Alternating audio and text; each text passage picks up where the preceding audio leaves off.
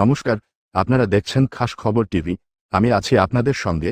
আজ আমরা কথা বলবো এমন এক প্রযুক্তি নিয়ে, যা শুনলে অনেকেরই মনে হতে পারে এটি কোনো বিজ্ঞান কল্পকাহিনীর গল্প, কিন্তু না, এটি বাস্তব। বিজ্ঞানীরা এমন একটি ব্যাটারি তৈরির উপর কাজ করছেন, যা নাকি হাজার হাজার বছর ধরে বিদ্যুৎ সরবরাহ করতে পারে। এই প্রযুক্তির নাম নিউক্লিয়ার ডায়মন্ড ব্যাটারি। সম্প্রতি এই প্রযুক্তিকে ঘিরে বিশ্বজুড়ে শুরু হয়েছে জোর আলোচনা। কেউ বলছেন এটি ভবিষ্যতের শক্তির উৎস, আবার কেউ বলছেন এর সম্ভাবনা নিয়ে অতিরঞ্জন করা হচ্ছে। তাহলে সত্যিটা কি? সত্যিই কি মোবাইল ফোন একবার চার্জ করলেই আর কোনোদিন চার্জ দিতে হবে না, নাকি বিষয়টি সম্পূর্ণ ভিন্ন? চলুন বিস্তারিত জেনে নেওয়া যাক। প্রথমেই বুঝে নেওয়া যাক নিউক্লিয়ার ডায়মন্ড ব্যাটারি আসলে কি। সাধারণ ব্যাটারিতে রাসায়নিক বিক্রিয়ার মাধ্যমে বিদ্যুৎ উৎপন্ন হয়, কিন্তু নিউক্লিয়ার ডায়মন্ড ব্যাটারিতে ব্যবহার করা হয় তেজস্ক্রিয় পদার্থের ক্ষয় থেকে উৎপন্ন শক্তি। এই ব্যাটারির কেন্দ্রে থাকে কার্বন-14 নামের একটি তেজস্ক্রিয় উপাদান। কার্বন-14 ধীরে ধীরে ক্ষয় হতে থাকে এবং সেই ক্ষয়ের সময় শক্তি নির্গত হয়। বিজ্ঞানীরা সেই শক্তিকেই বিদ্যুতে রূপান্তরিত করার চেষ্টা করছেন। এখানে সবচেয়ে আকর্ষণীয় বিষয় হল, কার্বন-14 খুব ধীরে ক্ষয় হয়, ফলে এটি বহু বছর ধরে শক্তি সরবরাহ করতে পারে। আর সেখানে থেকেই এসেছে হাজার হাজার বছর ধরে চলার ধারণা। এবার প্রশ্ন হল, 28,000 বছরের হিসাব কোথা থেকে এল? কার্বন-14 এর অর্ধায়ু প্রায় 5,730 বছর, অর্থাৎ এই সময়ের পরের তেজস্ক্রিয়তা অর্ধেক হয়ে যায়। কয়েকবার অর্ধায়ু অতিক্রম করার পরও এটি শক্তি উৎপাদন করতে থাকে। সেই তাত্ত্বিক হিসাব থেকেই বলা হচ্ছে, একটি নিউক্লিয়ার ডায়মন্ড ব্যাটারি কয়েক 10,000 বছর পর্যন্ত কার্যকর থাকতে পারে। শুনতে অবিশ্বাস্য লাগলেও বিজ্ঞান এরকম সম্ভাবনার কথাই বলছে। তবে এখানেই রয়েছে একটি গুরুত্বপূর্ণ বিষয়। অনেকেই ভাবছেন এই ব্যাটারি দিয়ে মোবাইল ফোন, ল্যাপটপ বা ইলেকট্রিক গাড়ি অনায়াসে চালানো যাবে। বাস্তবে কিন্তু বিষয়টি এত সহজ নয়। এই ব্যাটারির সবচেয়ে বড় সীমাবদ্ধতা হল এর পাওয়ার আউটপুট বা বিদ্যুৎ উৎপাদনের ক্ষমতা খুব কম। এটি দীর্ঘ সময় শক্তি দিতে পারে, কিন্তু একসঙ্গে খুব বেশি শক্তি দিতে পারে না। একটি স্মার্টফোন চালাতে যে পরিমাণ বিদ্যুৎ দরকার, বর্তমানে নিউক্লিয়ার ডায়মন্ড ব্যাটারি সেই পরিমাণ শক্তি সরবরাহ করতে সক্ষম নয়। তাই আপাতত মোবাইল চার্জারকে বিদায় জানানোর সময় এখনও আসেনি। তাহলে এই প্রযুক্তির ব্যবহার কোথায়?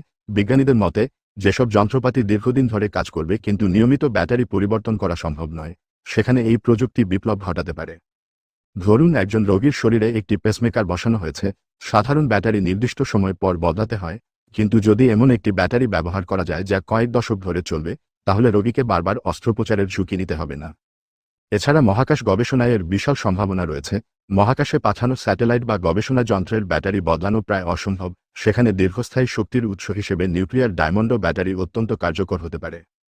গভীর সমুদ্রের গবেষণা যন্ত্র, দূরবর্তী আবহাওয়া পর্যবেক্ষণ কেন্দ্র, সামরিক সেন্সর এবং বিভিন্ন বৈজ্ঞানিক যন্ত্রেও এর ব্যবহার হতে পারে। এখন আসা যাক নিরাপত্তা প্রশ্নে। নিউক্লিয়ার শব্দটি শুনলেই অনেকের মনে আতঙ্ক তৈরি হয়, কারণ আমরা পারমাণবিক দুর্ঘটনা বা তেজস্ক্রিয় বিকিরণের ভয় সম্পর্কে জানি। কিন্তু গবেষকরা বলছেন, এই ব্যাটারির নকশা এমনভাবে তৈরি করা হয় যাতে তেজস্ক্রিয় পদার্থ নিরাপদভাবে আবদ্ধ থাকে। কার্বন-14কে ডায়মন্ডের স্তরের মধ্যে আটকে রাখা হয়, ফলে বিকিরণ বাইরে ছড়িয়ে পড়ার সম্ভাবনা অত্যন্ত কম। তবুও, যেহেতু এটি নতুন প্রযুক্তি, তাই দীর্ঘমেয়াদী নিরাপত্তা নিয়ে আরও গবেষণা প্রয়োজন। এই প্রযুক্তির আরেকটি বড় সুবিধা হল পরিবেশগত সম্ভাবনা। বর্তমানে পৃথিবী জুড়ে ব্যাটারির বর্জ্য একটি বড় সমস্যা। Crore crore lithium ion battery ব্যবহারের পর ফেলে দেওয়া হয়, যা পরিবেশের ক্ষতি করে। অন্যদিকে নিউক্লিয়ার ডায়মন্ড ব্যাটারি যদি দীর্ঘ সময় টিকে থাকে, তাহলে ব্যাটারি বর্জ্যের পরিমাণও অনেক কমে যেতে পারে। শুধু তাই নয়, পারমাণবিক শিল্পে উৎপন্ন কিছু তেজস্ক্রিয় বর্জ্যকে পুনর্ব্যবহার করেও এই ব্যাটারি তৈরি করা সম্ভব। ফলে একদিকে বর্জ্য কমবে, অন্যদিকে নতুন শক্তির উৎস তৈরি হবে। তবে প্রযুক্তিটির সামনে এখনও অনেক চ্যালেঞ্জ রয়েছে। প্রথম চ্যালেঞ্জ হল উৎপাদন খরচ। ডায়মন্ডভিত্তিক প্রযুক্তি তৈরি করা সহজ নয় এবং এর খরচও অনেক বেশি। দ্বিতীয় চ্যালেঞ্জ হল বাণিজ্যিক উৎপাদন। গবেষণাগারে সফল প্রযুক্তিকে সাধারণ মানুষের কাছে পৌঁছে দেওয়া একটি দীর্ঘ প্রক্রিয়া। তৃতীয় চ্যালেঞ্জ হল মানুষের আস্থা। নিউক্লিয়ার প্রযুক্তি নিয়ে মানুষের মনে যে ভয় রয়েছে, তা দূর করাও সহজ কাজ নয়। বিশেষজ্ঞরা মনে করছেন, আগামী কয়েক বছরে আমরা চিকিৎসা বিজ্ঞান এবং মহাকাশ গবেষণার ক্ষেত্রে এই প্রযুক্তির ব্যবহার দেখতে পারি। তবে সাধারণ স্মার্টফোন বা ল্যাপটপে এটি ব্যবহার করতে আরও অনেক সময় লাগতে পারে। তাই সোশ্যাল মিডিয়ায় যেভাবে বলা হচ্ছে যে মোবাইল চার্জার ইতিহাস হয়ে যাবে, সেই দাবি এখনও বাস্তবতা থেকে অনেক দূরে। কিন্তু এটাও সত্য, নিউক্লিয়ার ডায়মন্ড ব্যাটারি এমন একটি প্রযুক্তি যা ভবিষ্যতে শক্তি উৎপাদনের ধারণাকেই বদলে দিতে পারে। হয়তো আগামী কয়েক দশকের মধ্যে আমরা এমন সব যন্ত্র দেখতে পাব যেগুলোকে আর কখনো চার্জ দিতে হবে না। বিজ্ঞান প্রতিদিনই নতুন নতুন বিষয় উপহার দিচ্ছে, আর নিউক্লিয়ার ডায়মন্ড ব্যাটারি সেই বিষয়ের তালিকায় এক নতুন সংযোজন। আপনার কি মনে হয়, এই প্রযুক্তি কি সত্যিই ভবিষ্যতের পৃথিবী বদলে দেবে, নাকি এটি শুধুই সীমিত ক্ষেত্রের জন্য ব্যবহৃত হবে? আপনার মতামত অবশ্যই কমেন্টে জানান। ভিডিওটি ভালো লাগলে লাইক করুন, শেয়ার করুন এবং খাস খবর টিভিকে সাবস্ক্রাইবও করতে ভুলবেন না। ধন্যবাদ। আবার দেখা হবে নতুন কোনো গুরুত্বপূর্ণ খবর ও বিশ্লেষণ নিয়ে।